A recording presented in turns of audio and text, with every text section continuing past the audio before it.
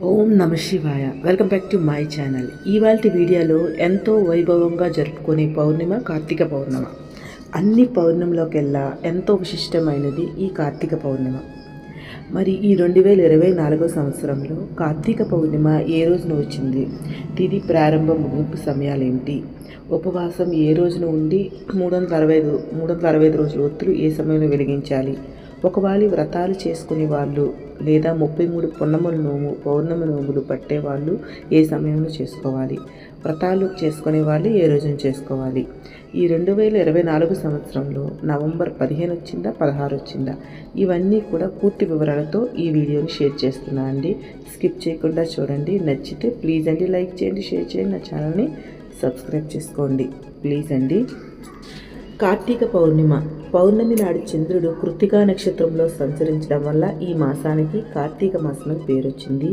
కార్తీక మాసం అంతా ఎన్నో రకాలుగా పండుగ జరుపుకునే మనము కార్తీక పౌర్ణమి అనగానే మనం 365 ఒత్తులు వెలిగించడానికి చూస్తాం. అటువంటి పౌర్ణమిని మనం విశిష్టతగా చేసుకుంటాం. ఈ రోజున ఉపవాసం, దానం, జపం ఏది చేసినా కూడా ఎక్కువ ఫలితాన్ని ఇస్తుంది. ముఖ్యంగా వ్రతాలు కానీ నోములు కానీ పట్టేవాళ్ళు ఈ కార్తీక పౌర్ణమి రోజు మొదలు పెడుతూ ఉంటారు. మరి ప్రతిరోజు కూడా నిత్య దీపారాధన చేయలేని వాళ్ళు లేదా పూజలో తెలియక ఎటువంటి దోషాలు ఉన్నా కూడా అటువంటి పోవడం కోసం రోజుకొక ఒత్తి చొప్పున 365 రోజులకి 365 ఒత్తులు కలిపి ఈ రోజున వెలిగిస్తూ ఉంటారు. మరి ఎంతో విశిష్టత కలిగిన మాసం ఈ కార్తీక మాసం. కార్తీక పౌర్ణమి అంత విశిష్టతమైనది. కార్తీక మాసం మొదలైన తర్వాత 15వ రోజున ఈ కార్తీక పౌర్ణమాన్ని మనం జరుపుకుంటూ ఉంటాం. ఈ పౌర్ణమిని త్రిపుర పౌర్ణమి లేదా త్రిపురాది పౌర్ణమి అని కూడా పిలుస్తూ ఉంటారు. త్రిపురాసురుడు అనే రాక్షసునిపై శివుడు విజయం సాధించినందుకు గుర్తుగా వేడుకగా కార్తీక పౌర్ణమిని మనం వేడుకగా జరుపుకుంటూ ఉంటాం. అంతేకాకుండా విష్ణుమూర్తిని ఆరాధించడానికి ప్రత్యేకమైన రోజుగా లక్ష్మీదేవికి చాలా ఇష్టం కాబట్టి అలా స్వామివారిని అమ్మవారిని ఆరాధించే రోజుగా కూడా కార్తీక పౌర్ణమిని మనం చేసుకుంటాం. ఈ రోజున భూలోకంలో ఉండే పవిత్ర నదుల్లోకి దేవతలందరూ కూడా దిగుతారని, దేవతలందరూ కూడా ఉంటారని, అందుకని మనకి భూమిపైన అందరూ కూడా ఆ పవిత్ర నదుల్లో స్నానం చేయడం వల్ల మనకి దేవతల అనుగ్రహం కలుగుతుందని నమ్ముతారండి. అలాగే ఈరోజు 365 రోజుల ఒత్తులు కూడా 365 ఒత్తులు కూడా వెలిగిస్తారండి. ఎందుకంటే మనం తెలియక పూజలో ఎప్పుడైనా ఎటువంటి దోషాలు చేసినా, తప్పులు చేసినా ఆ దోషాలు పోవడానికి, మనం రోజు కూడా నిత్య దీపారాధన చేయకపోవచ్చు, అటువంటి దోషాలు పోవడానికి ఈరోజు కార్తీక పౌర్ణమి రోజు ఇంత విశిష్టమైన రోజు కాబట్టి ఈరోజు 365 ఒత్తులు వెలిగిస్తారండి. వెలిగించి దోషాలన్నింటినీ కూడా పోగొట్టుకుంటారండి. అయితే ఇంట్లో ఎంతమంది ఉంటారో అంతమంది కూడా 365 ఒత్తులు వెలిగిస్తారండి. అంటే అందరూ కూడా రోజు నిత్య దీపారాధన చేయకపోవచ్చు కదా, అందువలన దోషాలు పోవడానికి 365 ఒత్తుల్ని కుటుంబ సభ్యులందరూ కూడా ఎంతమంది ఉంటే అంతమంది అన్ని 365 ఒత్తుల్ని ఈరోజు వెలిగిస్తూ ఉంటారండి. మరి ఈ కార్తీక పౌర్ణమి రోజున తిథి ఎప్పటి నుండి ప్రారంభించి ఎప్పటితో ముగుస్తుందో ఈ 2024 చూద్దామండి. మిగిళ్ళు తగుళ్ళు రావడం వల్ల ఉపవాసాలు ఎప్పుడు ఉండాలి, వ్రతాలు నోములు చేసేవాళ్ళు ఏ రోజున చేసుకోవాలి, 365 ఒత్తులు ఏ సమయంలో వెలిగించాలి అనేది కొంతమందికి చాలామందికి కన్ఫ్యూజ్ ఉంది కదండి. కన్ఫ్యూజ్ ఉంది. దానికోసం తిథి ప్రారంభ ముగి సమయాలు కూడా ఒకసారి చూద్దాం. మనకి 2024 సంవత్సరంలో నవంబర్ 15వ తేదీన ఉదయం 5:20 నుండి కూడా పౌర్ణమి తిథి ప్రారంభమై 16వ తారీఖున తెల్లవారుజామున 3:02 వరకు కూడా ఈ పౌర్ణమి తిథి ఉంది. అయితే పౌర్ణమి అనేది రాత్రితో కూడుకున్నది కాబట్టి, అంటే రాత్రి వేళ ఎప్పుడు ఉంటుందో ఆ రోజు మనం కార్తీక పౌర్ణమిగా జరుపుకుంటూ ఉంటాం.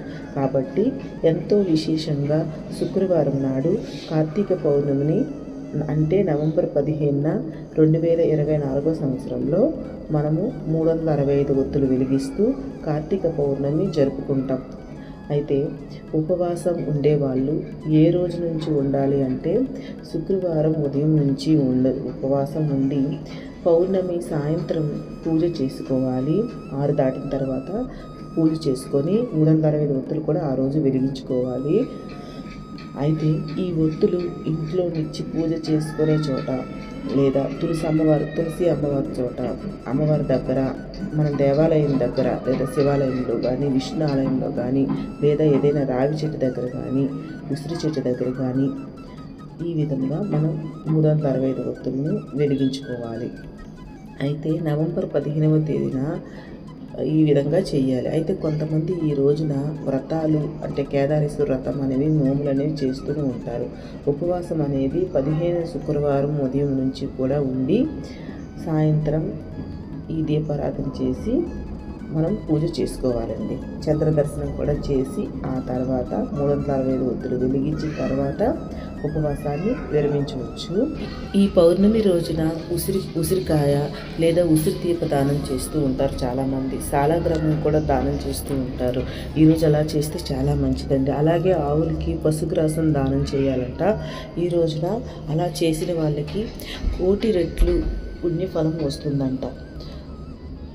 ఇక ఈ పౌర్ణమి రోజున జరుపుకునే మరొకటి ఉందండి. అది ఏంటంటే జ్వాలాతోరణం. ప్రత్యేక ఉత్సవంగా కార్తీక పౌర్ణమి రోజు జ్వాలాతోరణంని జరుపుకుంటూ ఉంటారండి. శివకేశవులు అనే భేదము లేకుండా పరమ పవిత్రమైన ఈ కార్తీక పౌర్ణమి రోజున జరుపుకొని ఈ జ్వాలాతోరణం దర్శనం ఎవరైతే చేసుకుంటారో వాళ్ళకి సర్వ పాపాలు తొలగిపోతాయంట. కార్తీక పౌర్ణమి నాడు శివాలయాల ముందు 2 కర్రలను నిలువుగా పాతి ఒక కర్రను వాటికి అడ్డగా పెట్టి ఆ అడ్డంగా పెట్టిన కర్రకి కొత్త గడ్డిని చుడతారు. దీనికి యమద్వారం అని కూడా పేరు పెడతారు. దానిపైన నెయ్యి పోసి మంట పెడతారు. ఆ మంట కింద నుంచి పరమేశ్వరుడు పల్లకిలో అటు ఇటు ఊరేగిస్తూ ఉంటారు. ఈ జ్వాలాతోరణం మహోత్సవాన్ని భీమేశ్వర పురాణంలో ఉందంట. ఈ ఆచారాన్ని ప్రవేశపెట్టడం కూడా ఒక కారణం ఉందంట. మన పురాణం ప్రకారం యమలోకం వెళ్ళిన వారికి మొదటి దర్శనం ఇచ్చేది అగ్నితోరణం. ఈ అగ్నితోరణం గుండానే లోపలికి వెళ్ళాలంట. వాస్తవానికి ఇది పాపులకి వేసే ప్రథమ శిక్ష అంట. ఈ శిక్షను తప్పించుకోవాలి అంటే ఈశ్వరుని ప్రార్థించాలి. అందుకని భూమి మీద ఉన్నప్పుడే ఈశ్వరుణ్ణి ఈ జ్వాలాతోరణం కింద నుంచి వెళ్ళి ఈశ్వరుణ్ణి ఎవరైతే ప్రార్థిస్తారో వారికి అనుగ్రహం లభిస్తుందంట. ఈ యమద్వారం అంటే ఏదైతే జ్వాలాతోరణం ఉంటుందో పౌర్ణమి రోజున దానికి కింద నుంచి 3 సార్లు అటు వెళ్ళి ఇటు వస్తారంట వెనక్కి. అలా రావటం వల్ల ఈశ్వరుడి అనుగ్రహం లభిస్తుంది కాబట్టి చాలా మంచిదని చెప్తారండి.